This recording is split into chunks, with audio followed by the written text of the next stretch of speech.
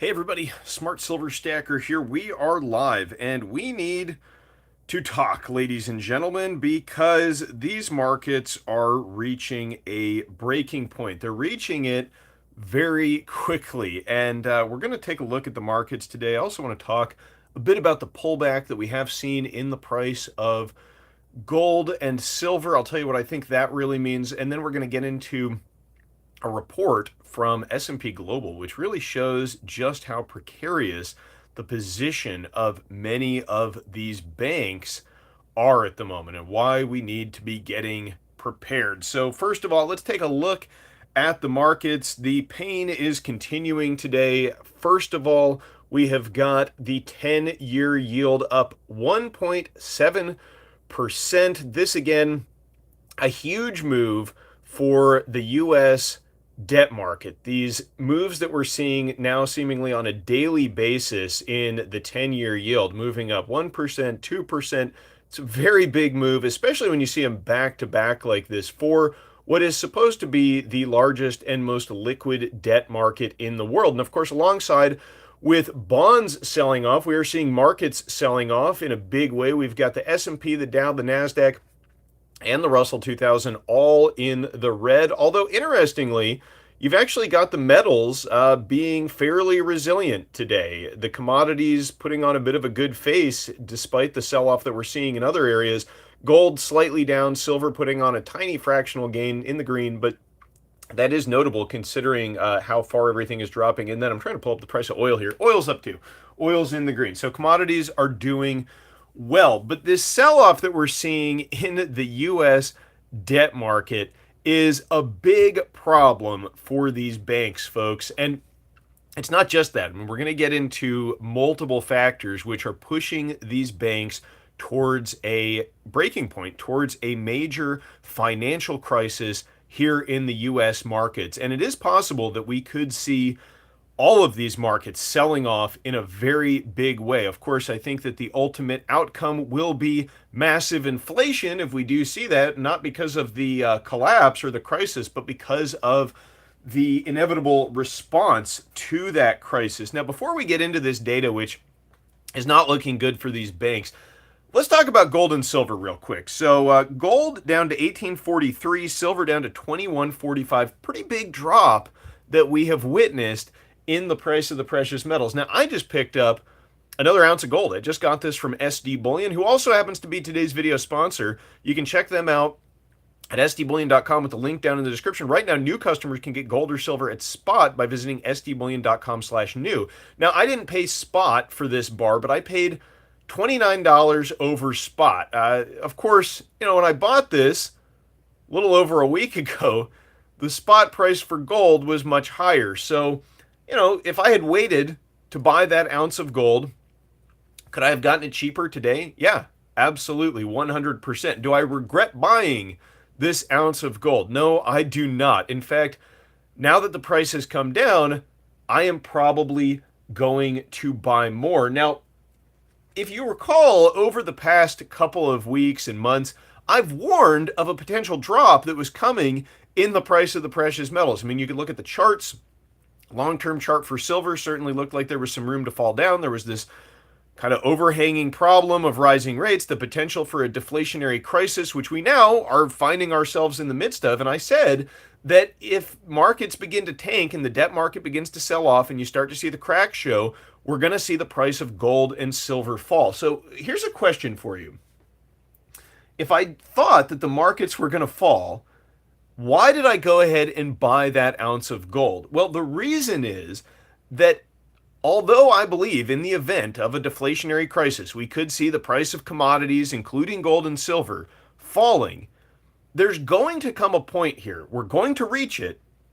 I'm convinced of that anyway. I'm just a guy on YouTube, so take all of this with a grain of salt. But there's going to be a breaking point at which we will not be able to get precious metals any longer, at least not for these prices, not anywhere close to them. That is what I am convinced of. And that is why, even though the price might fall further from here of gold and silver, I am going to continue accumulating. They've got a $0.50, 90% junk silver over at SD Bullion for a little over 17 times $1 face value. That's a steal, I think. I mean, I just bought a couple of rolls a few weeks ago. I paid $20 per $1 face value. And again, do I regret buying those? No. But now that the price is lower, I'm going to continue stacking more. Now, let's get into why I am convinced that regardless of what happens in the near term here with the market turmoil and the massive sell off, why I believe that inflation is going to reign. And also, I want to talk about why the banks are likely right around the corner from a major breaking point. All right, so first of all, I mean, this, we look at this a lot. The national debt just hit 33.15 trillion. We're going to be at 34 very soon. And until this stops, ultimately, inflation is baked into the cake. That's why I like to take advantage of pullbacks in the price of the precious metals. I mean, until you solve this, inflation is the ultimate end game, the ultimate outcome. And I think we're approaching a point where we're going to see that manifest itself. Now, this is the report from September 25th from S&P Global.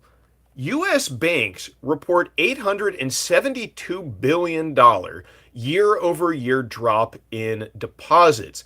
Now, total deposits across U.S. banks, they fell on a year-over-year basis as of June 30th for the first time on record. So never before, since S&P Global has been measuring this, beginning in 1994, has there been a year-over-year decline in bank deposits, and that's almost $1 trillion. That is a huge decline in deposits. So why is that a problem? Well, remember what happened in March when SVB failed. What was driving that? What caused that collapse? Well, it was their bond portfolio. So they've got a portfolio of bonds. Many of these smaller regional banks and even the big banks have these as well, but it's a problem for the regional banks because they're not going to necessarily get bailed out by the FDIC. That's making depositors concerned.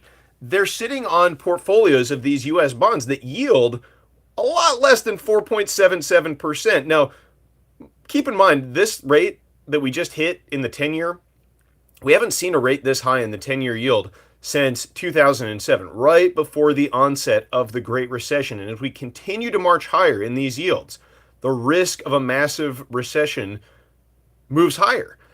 Now, the banks, you got to keep in mind, when bonds are selling off, when the yields are moving up like this, it means that the underlying asset, the bonds, are devaluing, right? They're going down in value. Because if you say buy a bond that yields 1% and you're a bank, rates go up to 4.77%, nobody wants to pay you face value for that low yielding bond. The bond values decline as the rates increase. And so every time we see this 10-year yield tick up, the losses on those bond portfolios for the banks moves higher. So the higher the yield goes, the bigger the losses on those bond portfolios go. Now, the thing is that the banks don't have to realize the losses. They can just hold on to the bonds.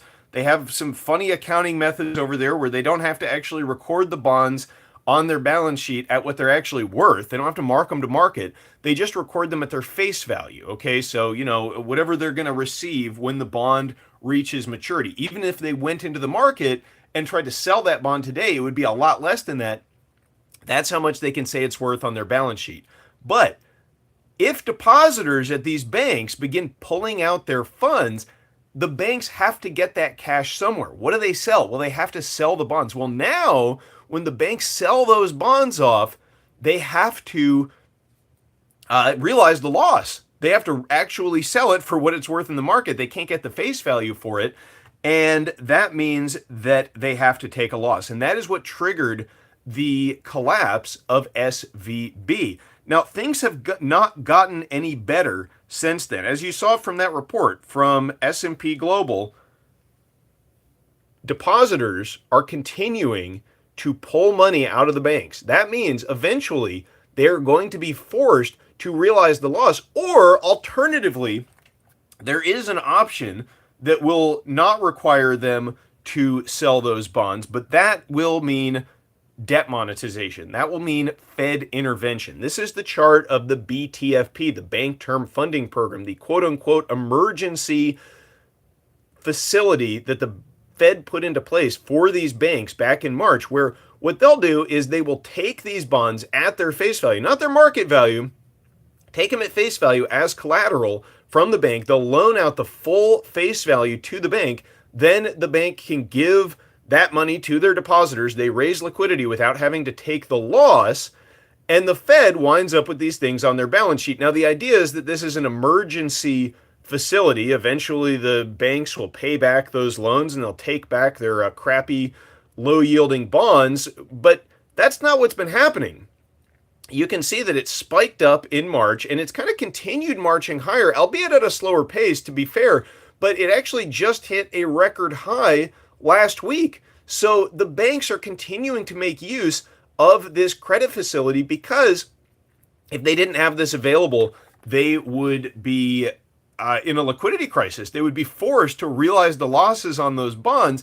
And when that happens, well, we already saw what happens when the banks are forced to realize billions of dollars in losses on their balance sheet by selling those bonds. I mean, right now, this is $108 billion that has been loaned out with this facility. But I'm anticipating that either we're going to see banks collapsing or this number is going to have to go a lot higher. And what does that mean? Well, it means the Fed expanding their balance sheet once again. And that is highly inflationary. I mean, if you recall, what triggered the very high levels of inflation that we've been experiencing, it was the Fed going into the market and buying up US Treasuries and expanding their balance sheet. Now, tell me what the difference is between the Fed going in and buying bonds from the US Treasury to drive down interest rates and stimulate the economy, or them taking the bonds off the balance sheet of the banks, loaning out money at their full face value and keeping them on their balance sheet in perpetuity. I mean, to me, it's a distinction without a difference. If you agree with that, put a 1 down in the chat. If you think that there's no difference between the Fed buying bonds from the Treasury and taking them onto their balance sheet as a collateral for a loan, I mean, they want to tell you this isn't QE, but it is. It's just QE by another name. That's all it is. It's more debt monetization. And when the banks fail, and they will, I mean, again, look at the rate on the 10-year. It is spiking up. Every time this rate moves up, the losses on those bond portfolios get worse. We are headed towards a critical point. Now, again, there was that report from S&P Global. It shows that depositors are concerned. Why wouldn't they be? They understand the FDIC will only insure you up to $250,000. Now, when the banks were failing in March, they kind of made some exceptions for that, but they made it very clear that those exceptions would be on a case-by-case basis. So, if you're holding uninsured deposits in a small regional bank, of course you're going to pull it out. You'd be insane not to, I think. I want to look at some local stories from some of these local news affiliates, which show us some interesting stuff regarding bank deposits in their area. But first, I do want to pause real quick and just say we are at 64 likes, 297 of you viewing. I want to say a huge thank you to everybody who has smashed the like button. Listen, if you think that this is a warning that is worth getting out there to the people, smash that like button. That is the best thing you can do to support this channel and the best thing you can do to get this information out into YouTube, into the mainstream. Spread this information. Absolutely appreciate everybody who smashes that like button and everybody who watches. And, if you haven't subscribed to the channel yet, why not do that too? Oh, we're going to hit 100 likes right now. Thank you so much, everybody. I hugely appreciate that. Okay, so here's an article from, what is this? It's The Gazette. It's a local Colorado newspaper. Bank deposits fall in Colorado Springs area as consumers save less. This is from October 1st. Deposits in Colorado Springs area financial institutions declined in the 12 months ending June 30th by the biggest percentage in at least 30 years, a sign that consumers are spending more and saving less amid persistent high prices. Now, that's kind of refreshing that this article actually points out the real reason why savings rates are dropping, because persistently high prices and rising inflation have squeezed consumers, and so they are not able to save as much. They are having to reduce their bank deposits. The 5.4% drop in deposits is the largest in data available from the FDIC and the National Credit Union Administration, and nearly triple the 1.8% decline in the 12 months ending on June 30th, 2011, the last such fall. So in this region, you are seeing triple the previous decline in deposits. And I don't know about you, but when I go to the store, prices are still pretty darn high. I don't see any relief for the consumer ahead. Again, today, we've got markets selling off, but what's back up? Crude oil. Yeah, crude oil touches everything in the economy, folks. And I mean, yeah, if we get a pan sell off, a major bank failure, a deflationary collapse, yes, crude oil will likely go lower. But in the long term, the US, the Federal Reserve, we don't control the price of oil. Who controls the price of oil right now? Well, OPEC, for one, Russia, the largest, second largest, rather, exporter of gas and oil on the planet. And what did we just see? We saw OPEC members, Saudi Arabia, Iran, the UAE, they are joining BRICS starting in January. So do you think that they're going to play ball and help when President Biden calls up MBS and he says, hey, man, you think you could help me out? Can we cut, the price of oil? Can you expand production? Can you pump some more oil into the global system? No. It's going to be another fist bump moment, okay? MBS is, I think, showing that Saudi Arabia is in the camp of the global south. They're in the camp of China. They're in the camp of Russia. Most of that Middle Eastern oil flows to China now. The U.S., I mean, we import not very much oil from them. We're not an important market for them. The only important thing that we have going with the Saudis protecting the petrodollar right now is the military alliance. And, we're dangling this carrot of nuclear energy and continued security guarantees, but I'm not so convinced that that's going to work. So, if oil keeps moving up, inflation is likely to be a problem. Not to mention the fact that the federal government is continuing to run these massive deficits, which themselves are very inflationary. All right, so here's another one from the Chattanooga Times Free Press. Bank deposits drop in Chattanooga in the past year. More regional areas describing bank deposits. So from this one, bank deposits in Chattanooga dropped by a record of 475.4 million in the past year as many pandemic relief programs ended while businesses and consumer spending continue to increase. Joshua, thank you so much for that. He subscribed. Oh, wow. Yeah, hey, listen, if you folks want to do more than just smash the like button to support the channel, you can join for, I think, $2.99 a month, basically the price of a Mercury dime. If you think that this is worth supporting, I would appreciate that. So thank you so much for that, Joshua.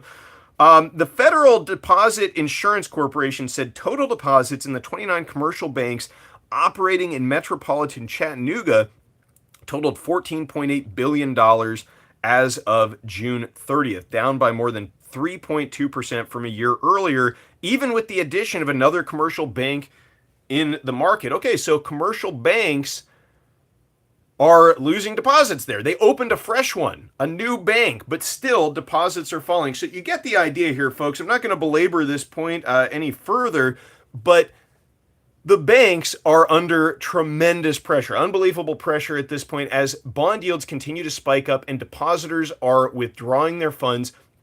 It's only a matter of time before we reach a point where further Fed intervention, like the BTFP, like the Bank Term Funding Program, and probably on a much more significant scale, is right around the corner. So you want to get prepared, absolutely. Now, I've had some comments recently asking about what is driving the sell-off. Well, I think a large part of it is, one, folks are tapped out. There's a rush to liquidity. Also, as rates go up, cash does become a more appealing asset, certainly. In a high yield savings account right now, you can get something like 4.6%. I think in a money market account or a short-term treasury, you're getting over 5%. So, when you see a yield like that, it is possible that some folks might be looking to divest themselves of precious metals. I doubt very much that stackers are doing that, but folks who hold ETFs or paper positions, they might liquidate some of those positions in this kind of an event. Or if they're coming under pressure, say because their bond portfolios are losing value, individual investors or institutional investors who are seeing their bond portfolios devalue, they may need to raise liquidity if perhaps they're trading on margin. To meet their margin requirements, they might need to sell off some gold and silver. I mean, this is why you see assets across the board sell off in a crisis like this. Um, but I want to comment on that because I had someone leave a chat or leave a comment the other day saying, why buy gold when you can earn over 5.3% in a money market account? And look, I do think that cash is good to have at this point. I'm not denying that. I have my dry powder sitting in a high yield savings account. It's getting like 4.6% last time I checked. I'm pretty happy with that. I can access that extremely quickly. And I just think that it's foolish, though, at this point to trust purely in fiat. I mean, when you look at the numbers, look at the level of debt, look at the level of deficits going on in Washington, look at how precarious the banks are. When the banks start failing, folks, they're not just going to let them fail. I mean, we've gotten ourselves into a position here where there's really one of two ways this can go. You can have a massive deflationary crisis, a deleveraging, bad debts get written off, folks go out of business, businesses fail, assets are reallocated because, I mean, this is a phony economy that's built on debt. That's the bottom line. The Fed kept interest rates artificially low for more than a decade. Guess what you get? You get a phony economy when that happens. But I don't think any chance that the Fed is going to let that happen. So the alternative is when you have all of this debt that can't be repaid, the only way to keep the system alive is to double down, flood the system with liquidity, slash rates, basically run the printing presses. I mean, that is the other option. And of course, that sacrifices the purchasing power of the dollar in exchange for keeping the system going a little bit longer. But I just don't think that the Fed is suddenly going to have a change of heart and decide to allow the free market to do its thing. I mean, what we really need is that deflationary crisis. If a free market were the system that we were operating in, that's what would happen. And, it would be bad. It would be really bad, really ugly because of how big this bubble has been inflated. But at least then we could have a real recovery. But I don't think that's going to happen, at least not until the Fed runs the printing presses at least one more time. And this time around, there's so much debt. These banks are so illiquid.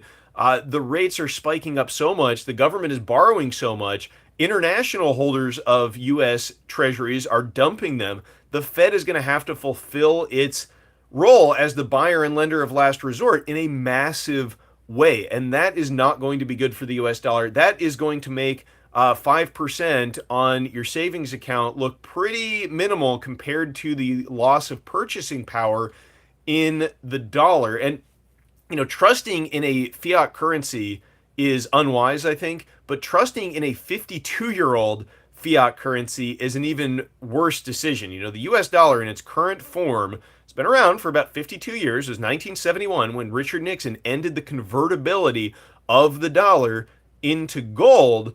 And, how long do fiat currencies usually last? Well, I mean, the average lifespan, I think, is somewhere around 50 to 60 years. Sometimes they manage to eke out a little bit more time than that.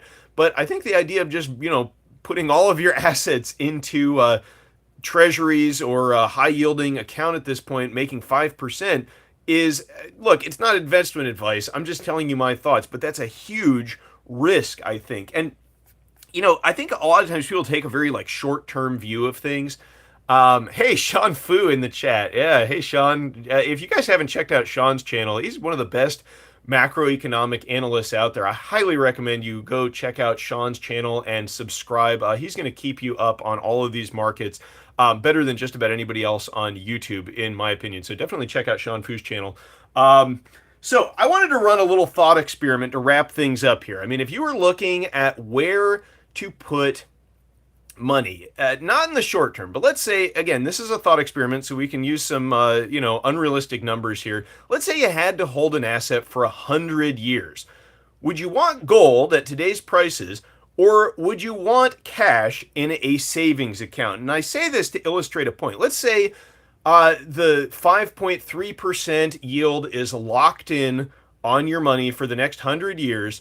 100 years from now, do you think that dollars sitting in an account earning 5.3% will be worth more than an ounce of gold that you could buy today? I mean, I don't think so. And I want to just show you some numbers here to indicate what I'm talking about. So, going back to 1971, as I mentioned earlier, that is when the dollar's convertibility into gold was ended by Richard Nixon. If you had taken $35, because that was the price of an ounce of gold. I got someone in the chat saying false dichotomy. I'd rather hold land. Well, listen, it's a thought experiment, so relax, okay? Bear with me for a moment here. If you had taken $35 and you had put it into an account yielding 5.35%, you'd held it for 52 years. I've got a compounding interest calculator here. How much would you have? Well, you'd have just to show you the numbers here, 35 bucks, 52 years, compounding at 5.35%. You get $526. Well, the price of an ounce of gold over that same time has gone from 35 bucks to today over 1800. So obviously, you would have been better off holding an ounce of gold. Now, listen, I know I'm going to get all sorts of comments on that thought experiment. Oh, rates were higher than that during the 70s and 80s. Yeah, I get it. Listen, it's just a thought experiment, but I'm just pointing out to you that 5 point something percent on cash. Yes, it's a hell of a lot better than having it sit in your bank account and losing purchasing power, earning 0% while inflation is raging. Absolutely 100%. In fact, I have my dry powder sitting in an account, getting a nice yield now with these higher rates. But to think that that is the asset to trust exclusively, I think is a huge mistake. And I've seen a few comments to that extent. So I just wanted to address that. And again, none of this is financial advice. I'm just telling you my thoughts. And of course, I'm kind of biased towards gold and silver. I'm a stacker. I've been stacking for a long time. But that's because to me, the writing on the wall has been pretty clear for some time. I mean, it was clear to people back in 1971, I think. A lot of people were paying attention and they said, hey, I better stock up on gold. And, they did pretty well. And sure, there's other things they could have invested in, S&P 500 index, etc., to get gains. But there's plenty of investments they could have made where they would have lost everything too if they were looking for more risk. But gold has done its job. Gold has preserved purchasing power. And that is what gold will continue to do, in my opinion. So, it's not a perfect straight line up, obviously. And right now, you have the US dollar strengthening, you have rates spiking up. Commodities could sell off further, but I'm going to be buying on the way down. And, do I regret buying this one for maybe $100 more than what I could pay for it today? No, not at all. I'm just going to buy more. That is my objective moving forward. I'm going to keep some dry powder in case we get some kind of a massive sell-off. Sure, there may be deals around the corner, but there might not be. That's the thing. There could be a breaking point reached at any moment. And listen, remember what happened back in March with physical gold and silver. People have very short memories. As soon as the banks started to fail, the rush into precious metals was enormous. You saw the premiums on US Silver Eagles rising to 100% over the spot price. You saw the premiums on junk silver rising to 60% over the spot price. You saw many forms of physical gold and silver out of stock. You couldn't buy them unless you wanted to pay way over spot. And this time around, this crisis is likely to be much worse, I believe, than what we witnessed in March. And so, will we get a repeat of that situation in gold and silver? I don't have a crystal ball. I don't know, folks, but it's certainly a possibility. And so I'm hedging my bets by acquiring gold and silver now, especially now that they're cheaper and premiums are still low. I think that we're going to be looking back on this time from several years in the future, and the main regret will be not purchasing more. Again, that's just my viewpoint. What do I know? I'm just a guy on YouTube.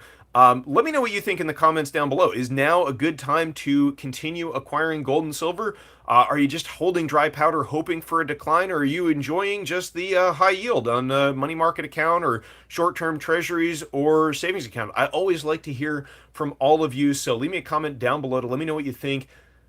Thanks for watching, everybody. Stay safe and happy stacking. Make sure you're at least aware of the fact that we could be on the verge of a major collapse, and smash that like button to help get this information out. Tell your friends. Stay safe and happy stacking, everybody. I'll catch you next time. Smart Silver Stacker